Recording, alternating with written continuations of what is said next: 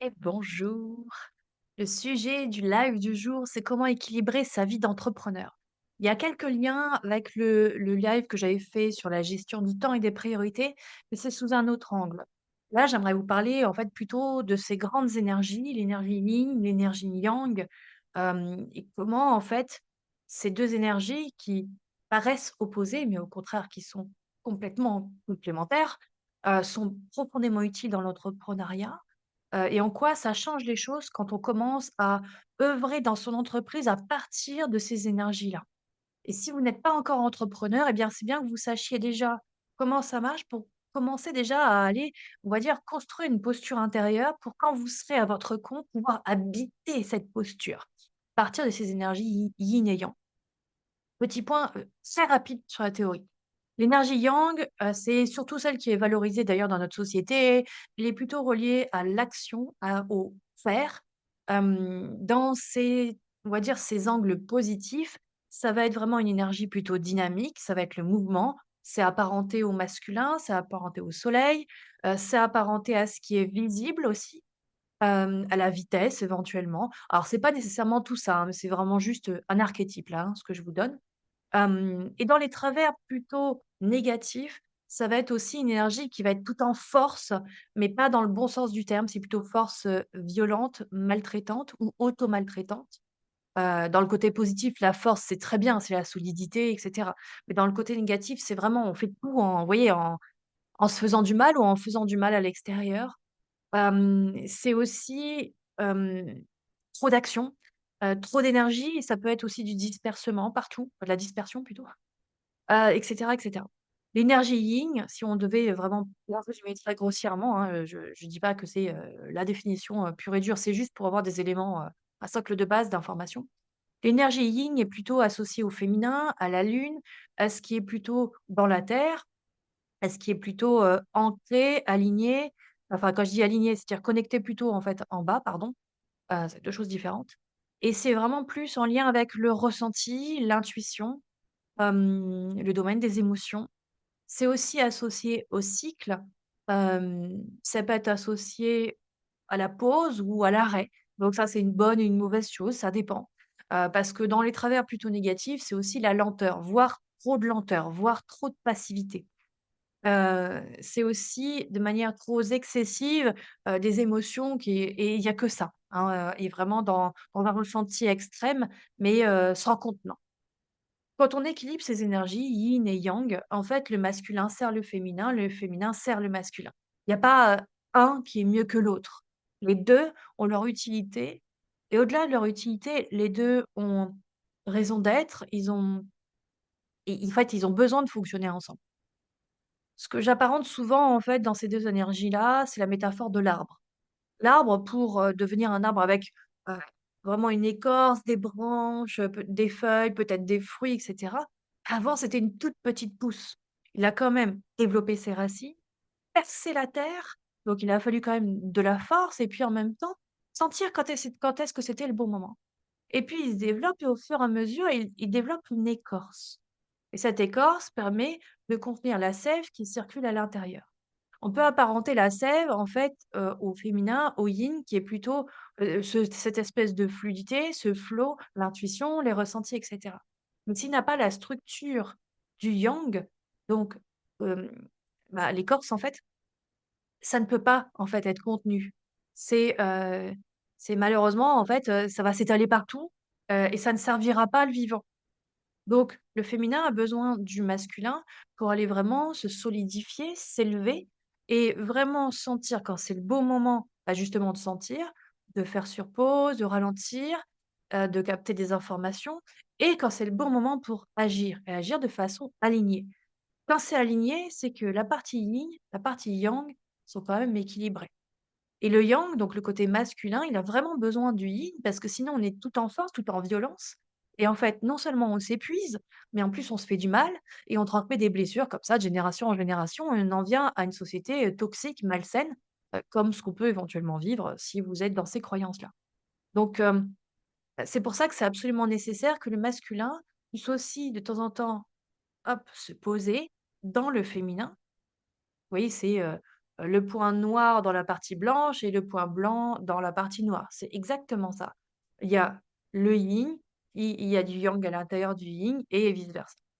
Eh bien, pour le masculin, eh bien, il a besoin aussi de s'asseoir à l'intérieur du féminin pour recevoir les bonnes informations et mettre sa puissance au service au service de la vie ou au service de lui, et cetera, et cetera.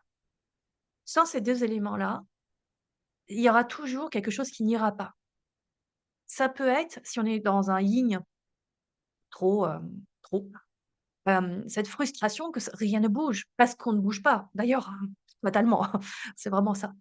Et le yang, peut être vite épuisé, parce qu'en fait, il est en train de cramer son énergie et qu'il l'utilise pas à bon escient.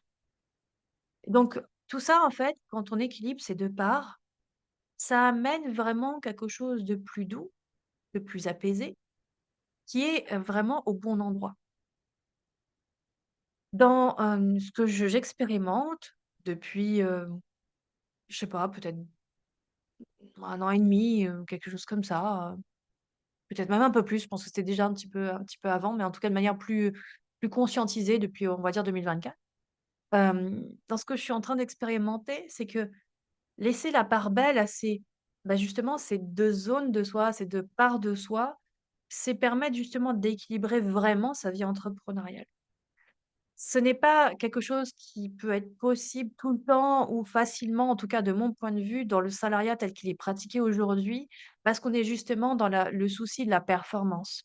Il faut faire, et en fait, il y a pas de place pour l'être ou assez peu et donc faut pas s'étonner qu'il y ait des burn-out parce qu'il y a un épuisement, forcément qui se développe à force de performance, à force de tirer sur les branches pour que ça pousse plus vite et pour que ça pousse mieux.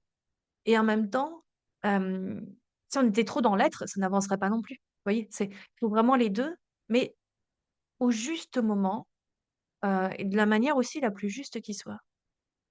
Quand on est dans cet endroit-là d'abord je vais ressentir ce qui se passe, le valider, c'est important, lui donner de la valeur, lui donner du crédit, le considérer comme fiable, je ne me trompe pas dans ce que je ressens. C'est déjà sentir, tiens, commencer là émotionnellement, commencer aussi dans le corps et vous voyez, rien que là déjà ça ralentit. Les débits ralentis, les gestes, bah, voilà, j'en fais plus ou quasiment plus, ils sont plus lents. Parce que je plonge le regard à l'intérieur de moi, donc je suis déjà en réceptivité des informations qui sont à l'intérieur. Il y a les informations qui sont déjà là, mais ça me permet aussi, quand je relâche, d'être aussi en déploiement des antennes pour aller capter d'autres informations pour que ça descende. Et c'est à partir de là que je vais voir si oui ou non, il y a besoin de poser une action ou plusieurs actions. Quelle action? Comment? Heu et quand? Et vous voyez, le sujet de ce live, je savais pas de quoi j'allais parler là, tout à l'heure. Et il est venu parce que je suis en train de je discutais avec un groupe d'entrepreneurs, un réseau, que j'ai mis en place dernièrement et sur la discussion qui prenait cette tournure-là, je me suis aperçue que, ah ouais, il y a encore des endroits où on peut être facilement dans le faire et sans se respecter, juste parce qu'on a besoin de se rassurer. Donc on se sent pas en sécurité quand on est dans cet endroit-là. Et que, la discussion que j'avais, c'était pour une personne qui, veut assurer le meilleur avenir pour ses enfants, mais qui du coup, se place dans un esprit de sacrifice. Parce qu'il y a pas d'autre choix dans son référentiel à elle et je comprends tout à fait, hein, qu'on puisse, croire ça parce que, bah, oui, quand il y a des êtres humains, en fait, à aller, nourrir, à choyer, à aimer, bah, forcément, en fait, on va dire l'énergie, elle est un peu divisée en 2. Elle est tournée vers soi, elle est tournée vers, les petits humains qu'il faut quand même bien nourrir, accessoirement et s'occuper et leur transmettre, le meilleur pour la suite. C'est normal. Maintenant, si c'est au mépris de soi, ça ne permet pas de donner bonne valeur non plus, en fait, à ses enfants et finalement, ça vient d'un endroit blessé. Ça leur montre que aller tout en force, c'est aussi un modèle à suivre. Donc ça contredit, en fait, le message de base. Ça contredit l'intention de base. Et donc dans cet endroit-là qui a été détecté, c'était d'aller voir, heu, tous ces moments où on n'est pas encore en train pleinement de se respecter. On n'est pas encore en train pleinement d'aller sentir qu'est-ce qui se passe en soi.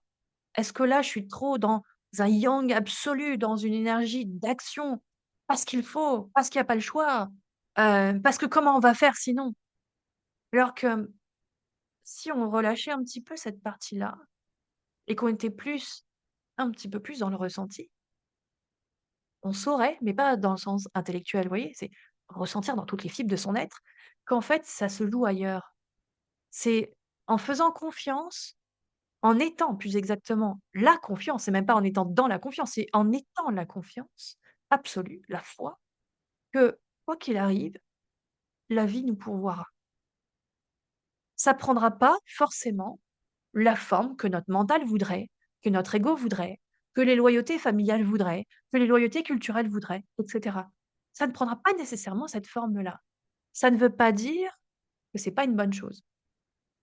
Donc ça, c'est à partir de du yin, de cet état d'intériorité où tiens, je sens qu'est-ce qui est juste et c'est à partir de cet endroit-là que je vais pouvoir plus facilement déployer les actions alignées pour que ça soit au service de mon yin, de mon yang.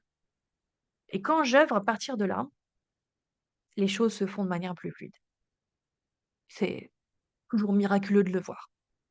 C'est-à-dire que dans les transmissions, par exemple, de communication, si j'avais un poste à faire, ça écoulerait tout seul. Heu, il y aurait des rendez-vous clients qui viendraient tout seuls. Il y aurait, je sais pas, des difficultés, avec peut-être, dans une séance client qui se dénouerait toute seule. Il y aurait, des partenariats qui se déploieraient tout seuls, et cetera, et cetera. Je mets en fait au conditionnel parce qu'on le vit pas toujours en fait, ce flow-là. C'est pas tout le temps là et c'est conditionnel parce que justement ça demande à être en condition, dans le sens où ça demande vraiment de s'intérioriser, donc intérieur, puis le mouvement vers l'extérieur et en sachant qu'il y a pas vraiment de séparation, hein, c'est un peu une illusion, intérieur-extérieur, ça n'existe pas vraiment, au plan spirituel.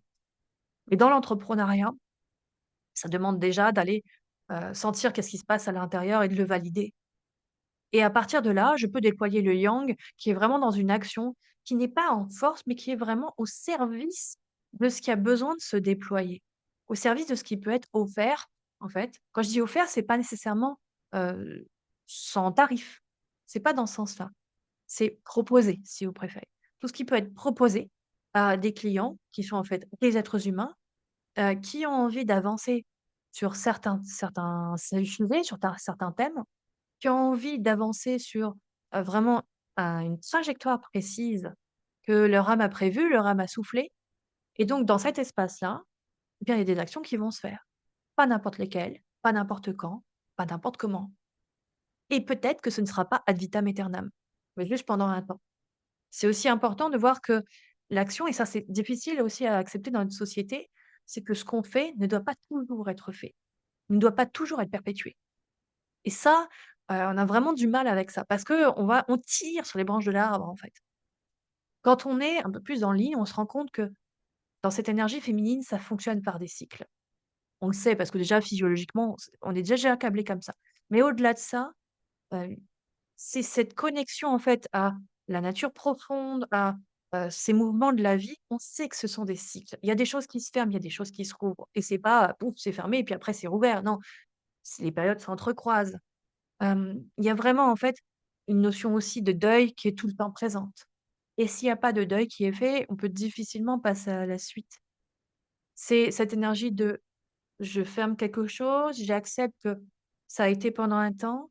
Je suis aussi en gratitude avec ce que ça m'a permis de vivre, peut-être de transmuter et je vais rouvrir autre chose à partir d'un autre espace qui est plus riche de cet enseignement-là. Le deuil, il sert à ça, il sert à s'élever, en réalité et donc quand on est vraiment, en fait, dans cette connexion-là, de ressenti profond, de validation et d'action vraiment alignées, alors en fait, les énergies vont vraiment s'équilibrer et ça va faire une grosse différence en fait finalement dans l'activité entrepreneuriale. Donc si vous n'êtes pas encore entrepreneur, c'est justement le moment pour commencer à être en contact avec la zone de soi, l'endroit de soi, la part de soi qui a besoin d'être un peu plus dans un ralentissement pour ressentir et valider. Et puis quand c'est le bon moment, quand il y a les bonnes informations qui sont là, ensuite d'agir. D'agir depuis le bon endroit, depuis l'endroit où c'est aligné. C'est pas la tête qui dit qu'il faut que je dois, moi, blabla, ce genre de choses. Je vous dis pas que ça va être facile dans toutes les sphères de vie.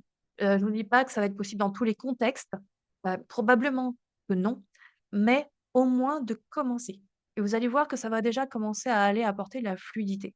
Peut-être pas tout de suite, ça va dépendre de tout un tas de paramètres, mais en tout cas, le fait de l'expérimenter, vous allez voir que plus vous allez, en fait, mettre ça au service de votre vie en général, donc pas que entrepreneuriale ou futur entrepreneur, vous allez voir que ça va permettre d'apaiser des choses et vous sentir de mieux en mieux, en fait.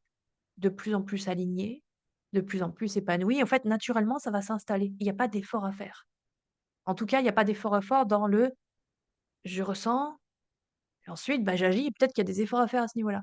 Mais dans la perception déjà de ce qui est là, ça demande simplement déjà de se poser et se poser, ça demande de dédier du temps. Donc déjà, de base, c'est d'accepter de prendre une plage horaire pour ça et ça peut être juste 5 minutes au début. Tout le monde a 5 minutes dans une journée.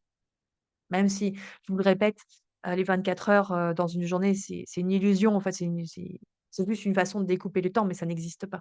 En réalité, le temps est beaucoup plus élastique que ça. Il y a pas de début et de fin.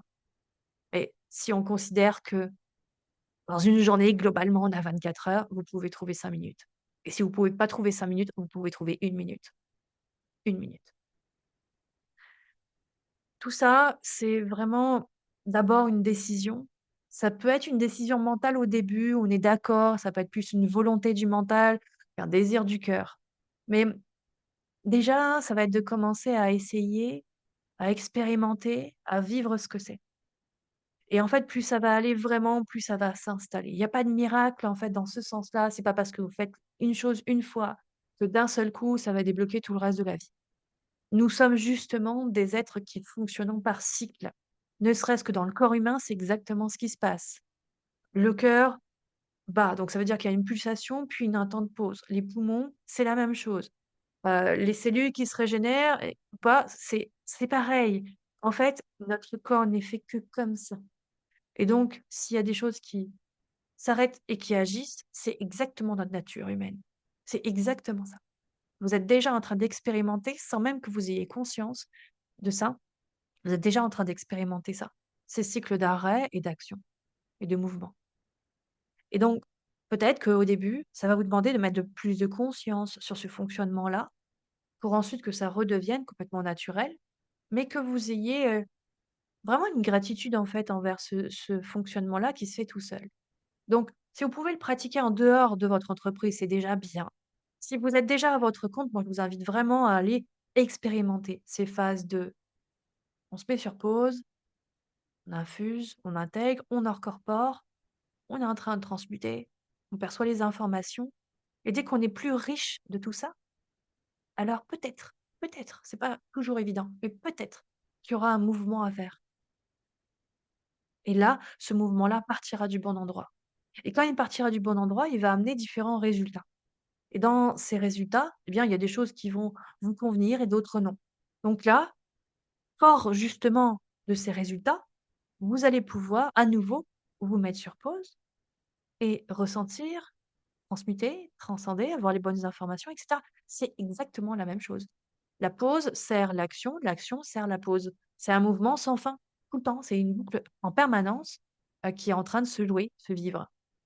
Et donc, quand vous êtes vraiment en train de ressentir ça, en fait, vous pouvez plus facilement comprendre, accepter, intégrer que des moments où il y a pas de clients, c'est normal. Des moments où il y a beaucoup de clients, c'est normal. Des moments où il y a de l'argent, c'est normal. Des moments où il y a pas d'argent, c'est normal. Des moments où il faut expanser, c'est normal et des moments où il faut contracter, c'est normal aussi et ainsi de suite. Tous les mouvements peuvent paraître opposés, qui peuvent paraître peut-être moins valorisants socialement, ont une raison d'être. Ils ont besoin des uns et des autres pour fonctionner en reliance. Quand je parle d'équilibre, en réalité, c'est la reliance. C'est comment on peut mettre toutes les parts de soi en lien, vraiment dans un maillage qui est solide et il y a pas une part qui essaie de, voler, on va dire, la lumière par rapport à l'autre. C'est les 2 ont leur intérêt, vraiment. J'ai conscience que cela, il peut être, assez abstrait pour certains, certaines. Maintenant, il faut savoir que, voilà, moi, j'accompagne comme ça. La spiritualité, pour moi, est partout, tout le temps et et pour moi, enfin, c'est vraiment, indissociable, en fait, de qui je suis et donc de ce que je fais puisque ce que je fais ne fait que déborder de qui je suis. Donc c'est comme ça aussi que j'accompagne dans la création d'entreprise, dans le développement de projets, dans aussi des repositionnements à l'intérieur de sa vie, dans, quel est le bon chemin d'âme. Quand je dis le bon, c'est pas dans le sens, bien mal, hein, c'est pas dans ce sens-là, c'est qu'est-ce que l'âme a vraiment prévu? Quel est le chemin principal? Et qui fait qu'on peut parfois s'écarter, en fait, de la branche principale, du chemin principal. Et donc je peux pas accompagner autrement qu'en mêlant forcément de la spiritualité là-dessus, ne serait-ce que pour élargir, vraiment les horizons. Parce que quand on est beaucoup dans ce mental, finalement, on est que là-dedans. On a des œillères, on voit pas du tout ce qui se passe. Alors, il se passe quoi là? On sait pas.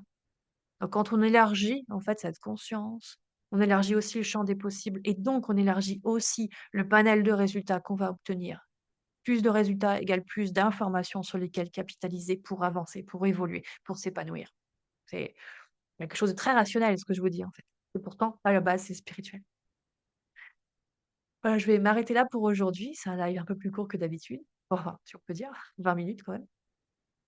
Et je vous souhaite de déjà commencer à aller équilibrer cette part de yin, cette part de yang, et de sentir et de voir et de constater à quel point ça fait une différence. Plus vous vous autorisez à l'expérimenter.